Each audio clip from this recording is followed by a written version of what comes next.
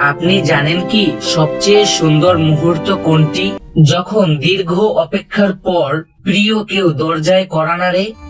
আর ঠিক তেমনি হচ্ছে পবিত্র মাহে রমজান।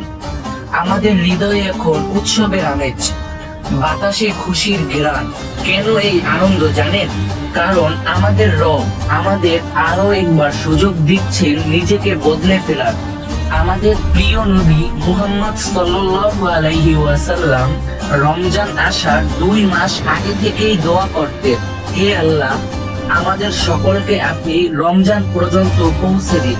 নবীজি সাল্লাল্লাহু আলাইহি ওয়াসাল্লাম সাহাবীদের সুসংবাদ দিতেন, হে সাহাবীগণ, তোমরা সবাই প্রস্তুত হও, তোমাদের কাছে বরকতময় মাস আসছে। একবার ভাবুন তো, যেই মানুষটার জীবনে আগে পরে সকল গুনাহ মাফ, তিনি যদি রমজানের জন্য এত খুশি হতেন, তাহলে ভাবুন আমাদের আনন্দটা কেমন হওয়া উচিত। রাসূল সাল্লাল্লাহু আলাইহি ওয়াসাল্লাম রমজানকে দেখতেন আল্লাহর পক্ষ থেকে পাঠানো সবথেকে বড় উপহার হিসেবে। নবীজি সাল্লাল্লাহু আলাইহি ওয়াসাল্লামের কাছে রমজানের একদিন মানেই ছিল উৎসব আর আনন্দ। নবীজি সাল্লাল্লাহু আলাইহি ওয়াসাল্লাম একদম শেষ সময় সেহরি করতেন এবং সাহাবীদের বলতেন, তোমরা সেহরি খাও, কারণ এতে বরকত আছে। নবীজি সাল্লাল্লাহু আলাইহি ওয়াসাল্লাম দিনের বেলা রোজা রেখে ঝিমিয়ে থাকতেন না, বরং দ্বিগুণ উদ্যমে কাজ করতেন এবং প্রতিদিনের মতো 5 ওয়াক্ত নামাজ পড়তেন, বেশি বেশি কুরআন তিলাওয়াত করতেন, নফল নামাজ পড়তেন, মানুষের সাথে হাসি মুখে কথা বলতেন এবং বেশি বেশি মানুষের উপকার করতেন।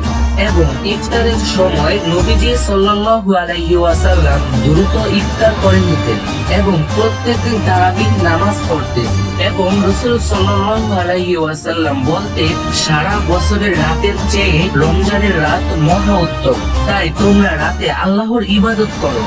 আজ আপনি যখন ইফতারের বাজার করছেন, মা যখন রান্নাঘরে ব্যস্ত, কিংবা বন্ধুরা মিলে রমজানের প্ল্যান করছে, জেনে রাখুন এই প্রতিটি মুহূর্তই ইবাদত।